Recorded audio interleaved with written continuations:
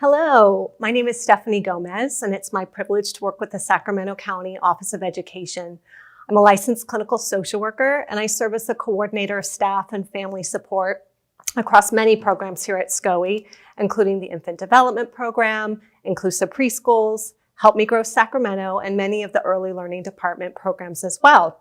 Today, we'll be talking about ways families can nurture and support the development of the youngest children at home. So if you're caring for an infant, toddler, or preschooler at home right now, this show is for you. As you probably heard by now, the infant brain goes through an incredible amount of physical growth between the time a child is born and adulthood. In fact, at birth, a baby's brain weighs a little less than a pound, about the size of this orange. By 6 years old, a child's brain is nearly the same size as an adult brain, almost 3 pounds, or the size of this small pumpkin. Of course, that's not to say that a child's brain is fully mature at 6 years old. We still wouldn't leave a child to care for themselves or balance our checkbooks. We know that the brain has an amazing ability to grow and change throughout our entire lifespan. It's what we call neuroplasticity. But the brain is most easily able to learn in the early years of life, and the effort becomes harder and longer the older we get. New parents often want to know, what's the best toy or app to help my child learn? But the truth is, it's really not about a fancy new toy or a new app. Years of scientific research have taught us that nurturing, responsive, consistent caregiving experiences are the most important factors for school readiness and successful paths towards adulthood. First of all, it's important to remember that trusting relationships can be with any caring adult. These caregivers can be of any gender, any age, or any relation to the child. We recognize that families are made in countless ways. So whether you're a single father, a grandparent, an auntie, or a foster parent, you are providing the building blocks for young children's expectations for all future relationships. Young children are learning who they are from the way we interact with them. It's a beautiful honor, but it's also a tremendous responsibility. The good news is we don't have to be perfect all the time. The human relationship is built to withstand some bumps along the way, but the more consistent and calm we can be with young children, the better prepared they will be to take in learning opportunities around them. One important reminder for families with young children at home, expect that during times of change or stress, children's development and behavior may regress, which means you might see some setbacks.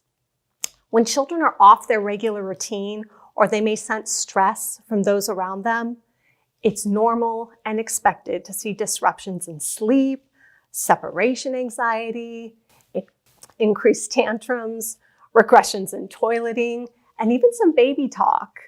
As caregivers, we don't want to make a big deal about these brief disruptions. Just try to observe it and try to provide some extra snuggles and patience for the time being. Our goal as caregivers for young children is to be what we call a secure base. Basically, this means we want to develop a trusting relationship with each child. We want to delight in them, support their exploration and growth, but also be available with open arms and an open heart to welcome them back again when they need reassurance and comfort. Another way of thinking about this is like an emotional fill-up. Our love and support is like the fuel that allows young children to develop. But at some point, their tank will run empty. And in healthy relationships, we want children to be able to return to us for comfort, to fill up that tank again, and to repeat that process over and over again. When we're successful in building a secure attachment relationship with our children, they can use us as a safe haven throughout their entire lives when those life challenges become more complicated. Over 60 years of research has proven to us that children who have this secure relationship with even just one caring adult grow up to be more confident and resilient as young adults. So what is resiliency? We think of resiliency as an ability to develop coping skills and adapt and grow from stressful circumstances. It's important to remember that not all stress is harmful.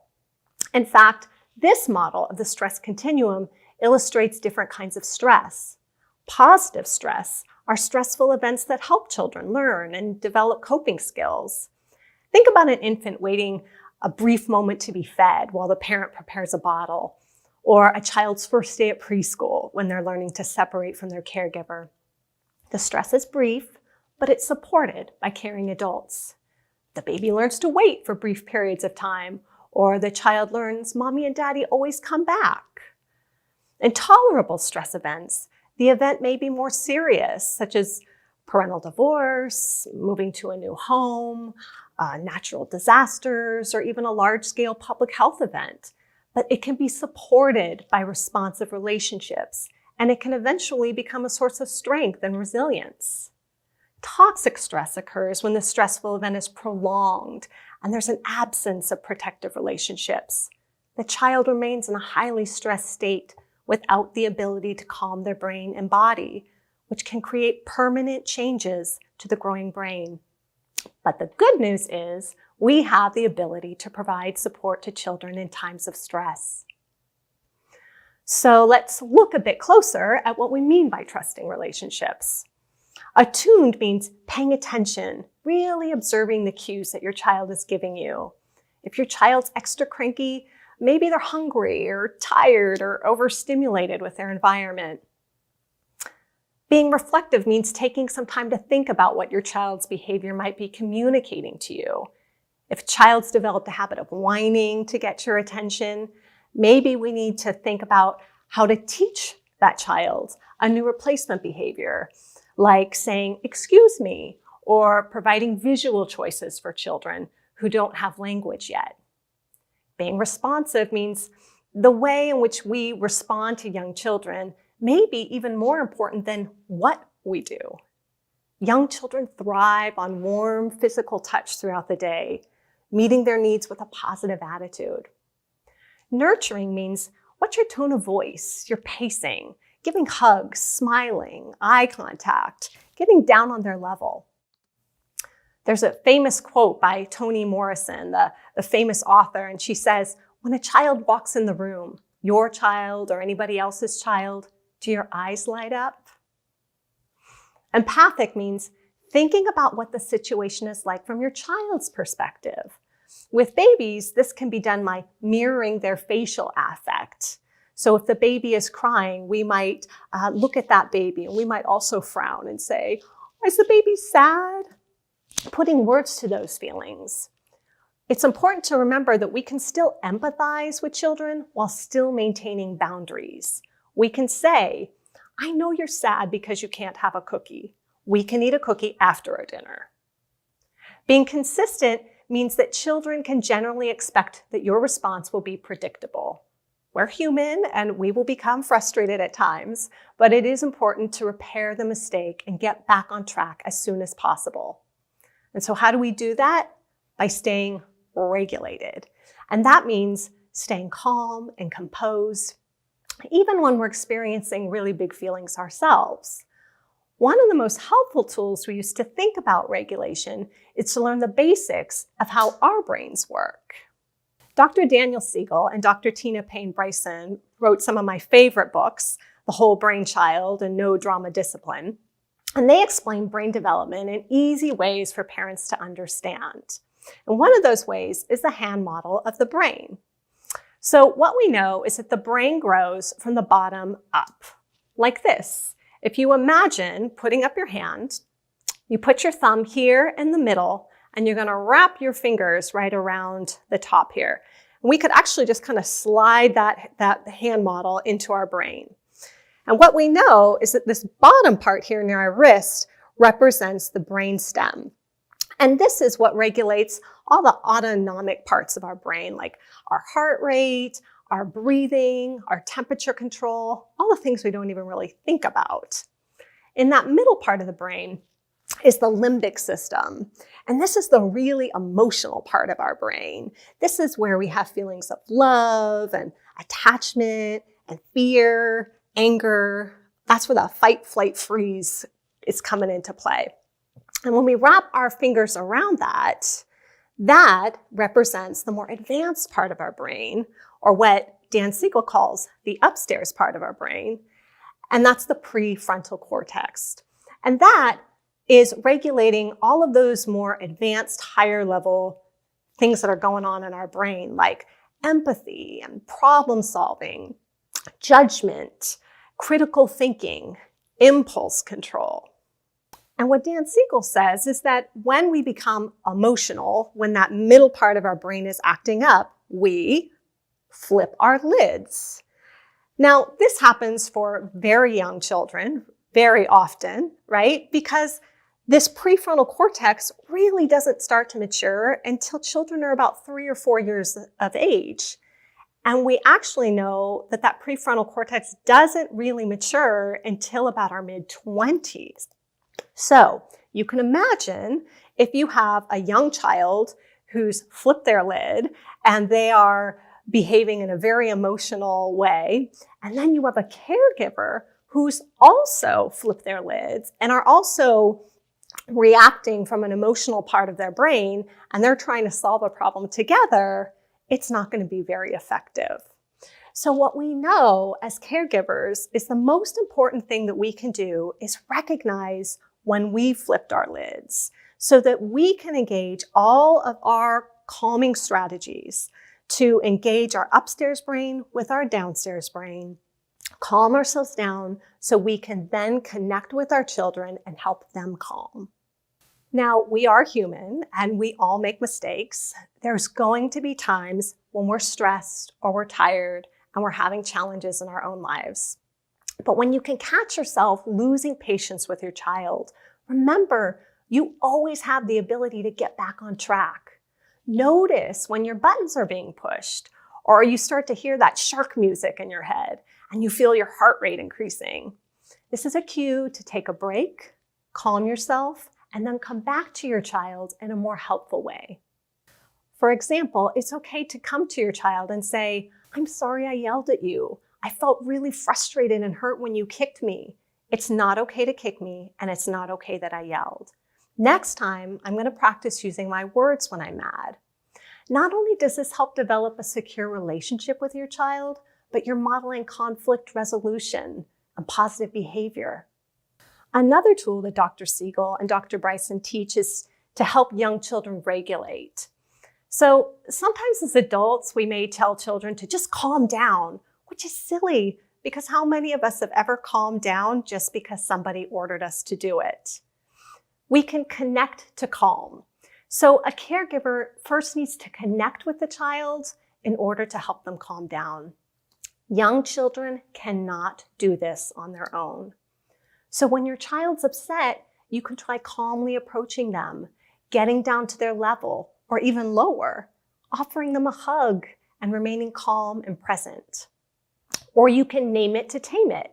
This means putting an accurate word to the feeling, and that actually releases soothing chemicals in the brain to calm the body. You can say, "I wonder if you're mad because I told you it was time for bed." Again, we can empathize and still maintain the boundary. As children mature, they'll be able to take more responsibility for their own self-regulation. So you can see how important it is to young children that we, as the caregivers, bring our best selves to the relationship. One of the best strategies we can implement is good self-care. We need to get adequate sleep. About 7 to 9 hours a night is the goal. And I know that that sounds impossible for those of you who might have infants or toddlers at home. Trust me, I know. But even just 15 minutes more of sleep a night can make huge improvements in our functioning during the day. We want to practice good nutrition, staying hydrated, eating whole grains, fruits and veggies, and absolutely aim for exercise. This is key. We want to strive for about 30 minutes, 5 days a week, even if it's just a walk. And don't forget to play. Do what brings you joy. So if you love to create art, music, reading, hiking, gardening, Don't forget to take care of yourself and find things that bring you joy. Also, make sure that you're maintaining social connections with friends and family. Stress hormones actually release hormones that encourage us to seek out social connections, so pay attention to that in your body. Also, try to limit media exposure. Try to limit it to maybe checking it once or twice a day so we're not bombarded with all of the news media that's coming in throughout the day. Try to make time for reflection, whether that's counseling, journaling, mindfulness and meditation, or a gratitude journal. Don't forget to fill your soul. So whatever that means for you, either practicing your faith, for some people it might be yoga, for others it might be volunteering and helping others in their community. Strive for a work-life balance and don't be afraid to set boundaries. Ask for help and be kind to yourself. So here's some tips for those of you that are at home with young children. So first is that children learn through play. Second, set routines for consistency. Third, focus on the positive. And 4, talk about feelings. So let's look at some examples of what this looks like for young children at home. In general, young children's development falls into 5 domains. Gross motor skills, which is like running, jumping, dancing, using all those large muscle groups. Then there's fine motor skills that they're using when they're drawing or cutting. They're using their small muscle groups or finger movements. Then there's cognitive, which they're using when they're doing things like puzzles, building. They're using problem-solving skills. Then there's communication, which is speech and language, or for some children that may be signing or using a picture communication set. And then lastly, there's social emotional development, which is things like their feelings, their behavior, and they're developing relationships with peers and adults. When children play, move, create, talk, listen to stories, sing songs, they are learning. Many times, play engages multiple areas of development at the same time. So let's take a look at a video of my family playing while we're on a walk. This is my 5-year-old, and we are walking with her teenage sister and the new puppy. And notice a few things while you watch the video. Does it look like this young child is learning or playing? Okay, now we're gonna go on a treasure hunt. Ready? We're gonna look around at all the houses and all the flowers. I see flowers. That's a good one. Awesome. I want you to see if you can find all the colors of the rainbow. So you found red. What comes next? Orange. Orange. Do you think you can see something orange? No. Let's look around. Huh? Ooh, I think I I see something orange. Where? Wait. It's there. It's red, That was a good gray, one. orange. Awesome. Where? What comes next? Yeah. On the car? Oh, the lights on the car? Yeah. Oh, good find. Nice. What comes Okay. after orange? Yellow. Yellow. Ooh, I think I see something. Huh? Look around. Look for something yellow. I see yellow. What is it? It's a hydro flask. A fire hydrant. Oh. What'd she say? A hydro flask. Hydro flask. A fire hydrant. know That's what right. You comes- found a yellow fire Do you hydrant. know what comes after yellow? Green. Well, I think that's going to be an easy one. Green. That's green. Ooh, good job. It's green. And then more green. And then green. And then Lots green of all around. There's a lot of green in nature, huh? Can we... Blue. Good job. Oh, blue. Blue. And that. Nice. What comes after blue? Oh, purple. So notice, the first thing is that she was having fun, right? So play should look like the child is enjoying it, and she doesn't even know that she's learning. You'll also notice there were many areas of development that were being used there. So she's using gross motor skills when she's walking. We're learning new language when she says, there's a hydro flask, and we just insert the new word. Oh, that's a yellow fire hydrant. She's also engaging her social emotional development because she's having fun in relationship with her family and we're giving her positive feedback. And she's also using her cognitive skills because she's having to think about the colors of the rainbow and be creative in finding that. What you might not notice is that she actually typically talks in a more mature voice than this. But this clip was taken during a time of change. Her school was out of session, and she actually has briefly reverted to using some baby talk. Again, we don't make a big deal about it. We just know that this is normal for this developmental phase of her life. So think about how you could adapt this in your community with your family. For more great examples of how to support young children's development at home through daily routines, visit these websites that offer wonderful video examples in both English and Spanish. Another great tip is think about developing routines within the child's day. They don't have to be rigid, but it is helpful for children to learn what comes next. This is very helpful when it's time to transition from one activity to the next. Children gain confidence in knowing what comes next. Feel free to create a visual schedule with the order of daily activities. Children can even follow along by moving an arrow or a sticker as you move from one activity to the next. They especially enjoy this when you add photos of themselves onto the calendar. And it's also really helpful for adults to organize your day. We have a tendency to sometimes pay attention to what children are not doing right.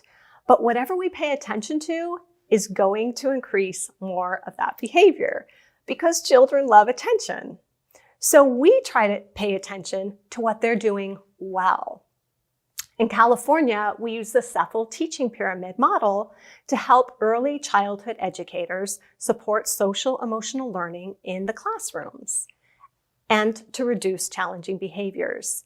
They call this strategy positive descriptive acknowledgements, or PDAs. We practice pointing out the positive and describing the behavior to children. So instead of just saying, "Good job," and the child goes, "For what?" we might say, "You put the blocks away with your sister. That was very helpful." The goal is we want the child to learn what to do and the bigger reason for why they should do it.